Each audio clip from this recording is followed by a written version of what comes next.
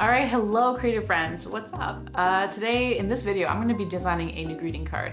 The reasons for this, if you've been following along lately, seen some of my stuff, I'm trying to round out my greeting card collection before I send out some new wholesale catalogs because I just felt like there were some things missing. Yeah, I only had like 2 birthday cards, so I don't know, I just guess I got distracted designing other stuff. Anyways, we're gonna design one together, or rather I'm gonna draw it and we're gonna chat over it. Something exciting happened. I don't know if you've noticed, probably not, it's cool. I hit 10,000 subscribers here on YouTube, which is a lot, and I'm very excited, and thank you all so much. It means the world to me that people like listening to me yap away and hopefully tell you interesting or useful things. So because of that, I've been doing some thinking about what I want to do next and how I want to structure things. So we're gonna chat about that while I draw. Basically, I'm gonna just film myself drawing on my iPad as I just come up with this card idea, and then I'll make it and I'll talk over it. So the 2 things I'm gonna talk about, first thing is gonna be like a Q&A. I've got a bunch of questions people have been asking about greeting cards in general. So I'll just answer some of those questions. And then I'm gonna tell you just some stuff I have in mind for my channel and our community here, which I think is gonna be exciting and relevant if you like learning stuff from me, which hopefully you do. I think that's all I wanted to say in the preamble. Yeah, just a huge thank you to everyone who's been subscribed and leaving me in nice comments and watching my content. It means a lot. I feel like I've been living my life online, running a business and being online for 6 years now, and only in the last year since I started trying to do YouTube has it kind of been people are paying attention, or at least looking at what I'm making, and it's kind of whoa, that's really different. So I'm still trying to get used to it. But yeah, very grateful, very excited that do you know how clean my office is right now? Right behind me is my guest bed, and there's nothing on it other than blankets. That's a really big deal for me. It was a mountain of notebooks.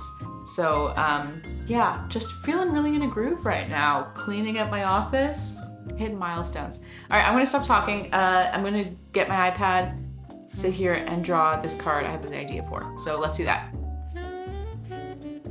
All right, voiceover Rebecca is here. I'm excited to talk to you. I've got lots of things to say to you, so I hope that you're ready to chill and watch me draw this card.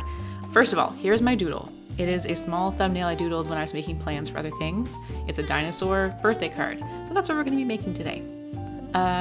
Technical stuff. I'm drawing on my iPad. It's an old, worn out iPad and an old pencil. I'm drawing in Procreate. I draw my cards in a 5x7 inch canvas that is in CMYK color mode. And I usually use, I think the only 2 brushes I use for this whole thing are the 6B pencil and also the soft pastel brush. So yeah, that's all the technical specs. I'm basically just doing my original my first sketch in red, and I'm going to do in the second sketch layer in blue, and then I'll do final drawing, and then I will color on top of it, all using mostly just the 6B pencil brush. I wanted to do a dino card. I don't know why it was in my head. The other fun birthday card I have, you maybe have seen it, is my frog birthday card, Hoppy Birthday. Very popular, very beloved by adorable people at the markets, is I guess my context for that. People really seem to like it. So I thought, I'll do a dino. I'm going to try and do some other cute cards. But yeah, I do want to do some more, not serious cards. I couldn't make something serious to save my life, I don't think. But ones that just don't have a dinosaur covered in icing on them. Yeah, anyway, so I thought we would chat about greeting cards in general. Lately, people have been leaving a lot of comments on some of my greeting card vids with some good questions that I haven't covered before. So I thought that's what we would do first, is a little Q&A. So, first question I got was about how I package and mail out cards and orders for my online shop. I think this was specifically about packaging. So context, I am in Canada. I ship things via Canada Post. I have a Canada Post business account, so I get a small discount. I don't even know if it's much at all. I don't think it's very much. And so that's how I mail things, just usually by letter mail, because typically I'm sending things that are pretty flat. Most of the things I sell are art prints or cards or other paper goods. In terms of packaging, I use rigid mailers. I actually have a lot of rigid mailers. Like, I've bought some, but I've also got a little stockpile of ones that I've received from Vistaprint, actually, that they shipped me stickers in and labels in when I was doing stuff for my family's business. So I have this huge pile of them that are in perfectly good condition with no like identifying marks on them. So I usually, or not usually, but often if it fits and it works, I just recycle those and I just tape them back up. So I always write a note on it, say like, hope you don't mind the recycled packaging, but we're being nice to the earth and it's just gonna get thrown out anyways. So I put cute stickers on it to cover over the part where I've taped over the seal.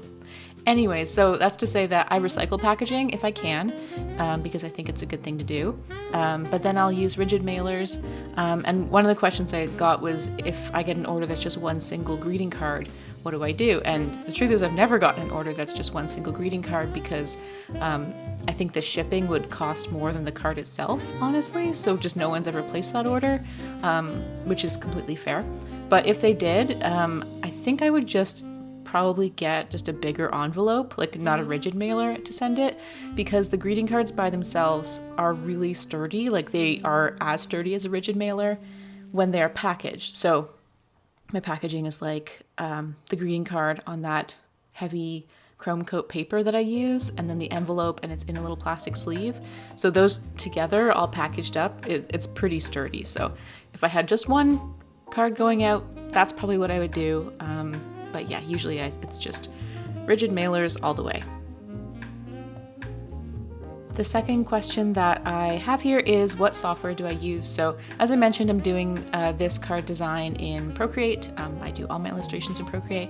And also if I'm doing like it on paper or traditional medium, I will clean it up in Procreate. I actually have a video on how I scan and edit watercolor drawings in Procreate, but I don't do most of my cards. Most of them, almost all of them, are just digital illustrations. So once I finish here, what I actually do is I finish this, I export the file to my computer, and then I just use Canva to design the card itself. I've just basically built a little template for myself that has the back matter on the card and then the dashed lines where to cut, and then I just drag and drop the art in. And I export it from Canva as a PNG to preserve the color file, and then I print that. And I just keep all of those on my desktop in a file, all the cards ready to go that I have. So yeah, that's what I do. Obviously you can use Photoshop or whatever fancy, I guess maybe Illustrator would be better. Anyways, whatever fancy software you want, you can totally do. I am a Canva girly, and I also I have Affinity software, which Canva just bought, so it's all the same family now. Anyways, that's the answer. I don't use anything particularly fancy, just Procreate and Canva. So the next question that I've gotten was about the paper that I use, which I have done a video all about this paper. It is chrome coat, one-sided glossy paper. I love it, and it works really well on my printer. I don't think it necessarily works on every printer, but I digress. The question was actually about, how does this paper fold, and does it crack when it folds? So if you've ever folded really thick paper or glossy paper, photo paper, anything like that, sometimes when you make a crease, the fibers in the material can bend and snap and kind of pop out, so the fold looks jagged.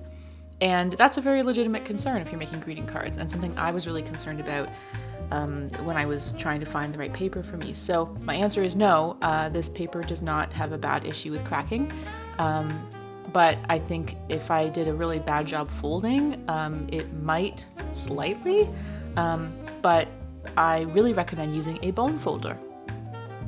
Did I say that right? Bone folder. It's like a bookmaking tool for bookbinding. It's a piece of, I think it's actual bone, that you can use to make creases really crisp.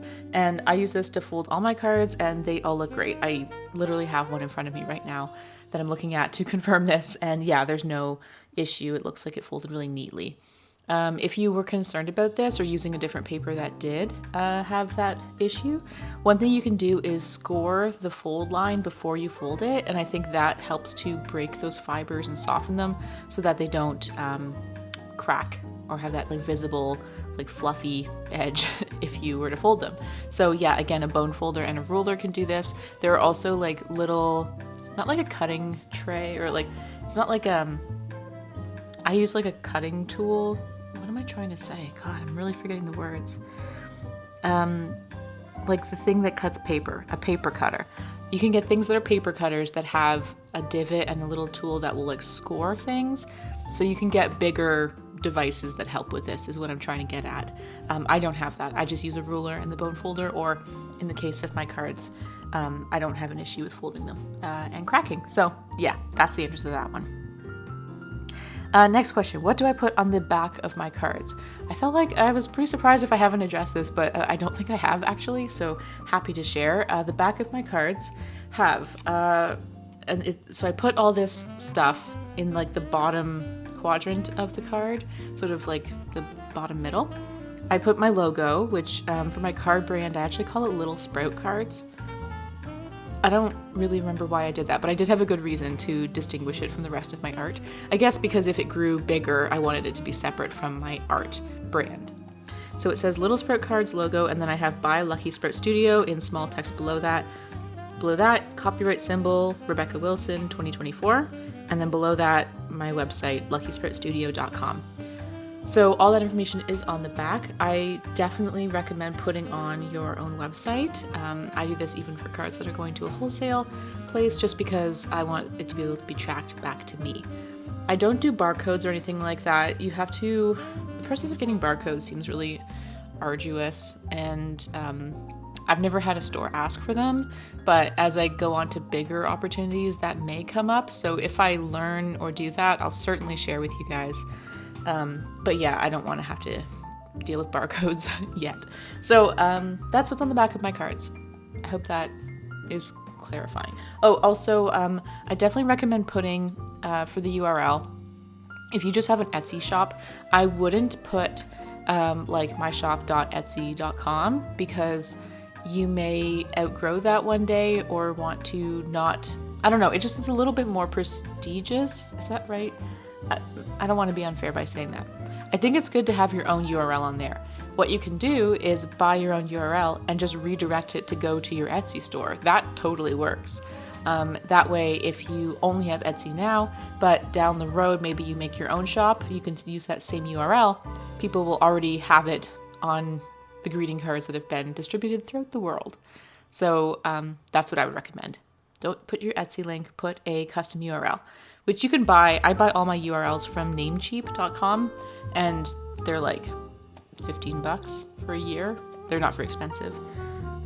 Yeah, so that's that. And the last question I have about greeting cards is, do you put a message inside the card, or should I? All of my cards are blank inside. I don't do internal messages because I've thought about it, but I feel like it boxes me in too much. So what I mean by that is, when I do events and people pick up my cards, at least one person every single market says, is there anything on the inside? And when I say no, they look happy with that answer. So I basically think that it just makes all my cards multi-purpose. A lot of my cards are broad or not too occasion specific, or art cards and stuff like that. So yeah, I like to leave them blank inside. No one's ever had a problem with that. Additionally, if they did have a message inside, I would either need to repackage them in a way that they could be opened so they could read it, or I'd have to create an insert that slides in the back of the packaging that explains the message, and that's just extra paper, extra work. So that doesn't sound fun to me. Not to say that you can't, of course. And I've also seen plastic sleeves for greeting cards that open like a book style, like you slide the card in and you can still open it, but it's still in plastic. I've seen those. I don't know where to buy them. Maybe clearbags.ca is a site that I've used for packaging before. They have odd stuff, so maybe they would have that. Yeah, so that's my thoughts on messages inside. If you are a poet or very moved to write something inside, by all means. But that's not what I'm doing. So that's about that for my greeting card questions. If you have any more, anything I didn't answer, or just want to chat greeting cards, you can leave it in the comments. I am always going to try my best to answer. The only time I don't is if everyone's asking the same question and I'll try and pin it or something like that. So I did say that the other thing I want to talk about was kind of the future of my channel, which is not going to be that different. I'm just adding things, not taking anything away, in case that sounded alarming. Yeah, so since I've hit 10K, it was sort of a wake-up call for me to be like, whoa, like people actually are seeing my stuff. And when you work at home, for the majority of the time, when I'm not doing markets, which is most of the time, I don't know, I forget that people see what I do online, and to suddenly have like the recognition of like, wow, there's a lot of people who care. It's really nice, but it kind of also makes me feel like I got to step up a little bit, right? So I've been doing a pretty good job, I think, of organizing my channel content and like planning it and scheduling it. I did take May off, kind of inadvertently, because I was traveling and then I got sick after that. But I have like lots of really cool stuff planned for the next couple months and scheduled. And I love making videos. I've told this story in other videos before, but you know, when I was a kid, I saved up like my child's bank account to buy a video camera, which I actually have still here in my office. It takes tapes, in case you wondered how old I am. And so filmmaking or just video making is like truly a passion for me. So I'm happy to do this. I've got lots of cool stuff I want to make. I know that my audience here is a little bit divided between, well, maybe not divided, but there's like definitely people who are more interested in the content I make that's helpful, like how to run a business, how I do things. And then there's people who are more interested in like, just like stuff about my work and my art and me. And I think that's great. So I'm trying to always strike a balance between the two because, you know, I have a background in teaching. I taught at a university before. So like, I like doing that for sure. But I want to also balance it out with like the more meaningful creative stuff. And I think I'm finding a comfortable ground with that. But that's all circling around to say that if we haven't talked about this before, I teach on Skillshare. And also I have all my courses on Udemy as well, or most of my courses. And I've been noodling around what to do with that because I love making courses, because I just like designing and filming videos and they're fun. And I also have lots of really cool students over there. But I wanted to figure out a way that I could make it easier to connect with more students, especially with my YouTube audience. Because I love teaching on Skillshare. You're not going to hear me say anything bad about it. I have a great experience. The teams there, like the support staff, are super nice. And they've given me lots of great resources and they've been great. So that's all positive, but you don't have to be exclusive with Skillshare. So that's why my courses are also on Udemy. So that's all to say that I guess relevant is Skillshare told me last week that they are getting rid of monthly memberships again. They're going back to only yearly memberships. So that's fine. But I was thinking, how can I make my content more accessible? I'm just like talking around the point. I'm going to try doing a YouTube membership program with some different tiers, and I'm going to upload some of my courses there. So this is a new idea. I'm still like working it out, and I'm hoping to launch it by the end of June. That's kind of my plan. But it's going to be like, I think, pretty affordably priced and give access to, I'm initially going to put up like 3 or 4 of my like all-time best courses, which is one on running a digital product shop, one on, I wrote them all down. I don't have them here, but one is on how I design printable greeting cards. And these are like different than my YouTube videos, which are just kind of me chatting at the camera. These are like screen recordings with lessons and projects. I have like over 20,000 students on my Skillshare classes. It's probably higher than that now. That's an old figure. So I have lots of positive feedback on these, and I know which ones are the courses that students love. So I'm going to prioritize getting those up first. So I think that's maybe going to be good, because with the number of questions I get from people asking me for more technical advice, I can redirect them to places where I've put a lot of time and effort into making that advice really good and actionable and clear, rather than just like spending time replying to their comments and writing them short novels, trying to get all the details in. And I know that not everyone's going to want to pay for a paywall, but I really believe in the quality of that content, so I don't feel bad putting it behind a paywall because I think it's worth it. And I also would love to put little treats back there, like notepad designs that you can just have in print, and Canva templates I've made, and just like other resources, because like I've got such a big back catalog of useful stuff that I have on different platforms and sales funnels and whatever. I'm not like a huge, I don't know, I was about to say I'm not a big businessy person, but that's very counter to what I'm actually saying here. But I don't know, I just have a lot of stuff and I'm trying to think of how to make it the most accessible. So that's what I'm thinking, and I hope that sounds cool to some of you. I'm very excited to navigate it, figure out how it works, and if you have any thoughts or ideas for me, please just throw it out in the comments. I'd love to see, because sometimes this kind of work, especially running an art business and social media and all that stuff, you kind of feel a little isolated. Like I feel like an island sometimes because I don't have a lot of peers in my real life who are doing the same thing. So yeah, I rely on you guys to help me guide my way through all that. So as I develop this more, I will put together like some more structured information about it. I'll make a video or something. But like I said, my goal is end of June for that. But I'm trying other stuff. So I'm basically just still doing what I've always done, which is make stuff and that sounds really broad, but like design products and try new things.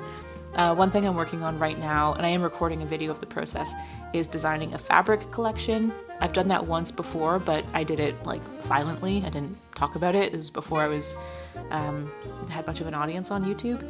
And I'm also working on some t-shirts, which you may see attached to the video, like a carousel of shirts. And I only have one uploaded, which has got frogs on it. And I ordered it, and I actually have my own version of it. It's yellow and it has my frog illustration on it, and I love it. So I'm just kind of tinkering with like, what do I want to do with that? I really enjoyed making shirts, and the print on demand model works really well for me because I don't have I don't have all the equipment to do t-shirt printing on my own, but also I don't have the space to set up that. Like my office is full of other printing equipment, or my studio rather. So so I'm just kind of experimenting with that, but documenting it all and telling you guys my opinions on how it works. So so that's basically what you've probably been seeing me working on, or like that is what I'm working on behind the scenes. And I hope that it's like stuff that you guys could maybe feel excited about with me, because I'm just trying to do baby steps. And there's like I know I'm talking about a lot of things that are for sale, but like there's obviously no obligation to buy anything. Like I'm still enjoying making my content that you can watch for free, and I'll keep doing that as long as I can because it's super fun for me. So it's just kind of like, I'm an artist. I like to see my art on different stuff, and I like to find new ways to turn it into stuff. Alright, so we are wrapping up making this actual card here in this video. I hope you've enjoyed watching it. I know I sped it up a lot, but that was like an hour's worth of footage, so I didn't want the video to be that long. And I'm just gonna, I've printed it off on my printer and just cutting it and gonna fold it, and I will show you the final result, which I think turned out really nice. So I will see you in the outro for this video.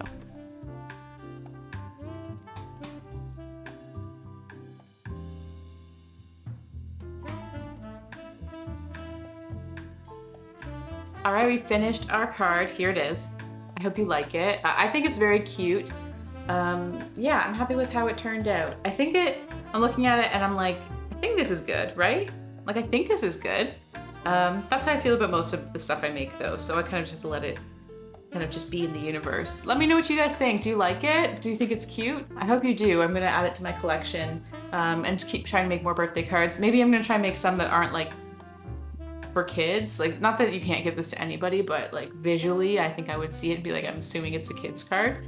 If you have any questions about how I make my cards, I have other videos on that. Just you might have seen them before, but I have one on the paper that I use, and I have one on just generally manufacturing and stuff. I'll link those somewhere for you to check out if you want. So yeah, hope you enjoyed it. I'm gonna try and do some more of these soon because I want to, like I said, I'm trying to add to my wholesale collection. I think it's funny I really like the scratchy effects, how like it looks really like it looks like it's drawn with like colored pencils. Anyways, thanks for watching. Check out my Instagram if you haven't yet. I have a very little Instagram account, so if you're curious, I post there pretty much every day, at least on stories. So if you want to like stay more up to date, check that out. I'll do more videos about the membership thing as we get closer to it with more details because I still got to plan it. But yeah, all right. Thanks for being here. Hope you enjoyed. Good luck with your creative stuff lately, and I'll see you later. Bye.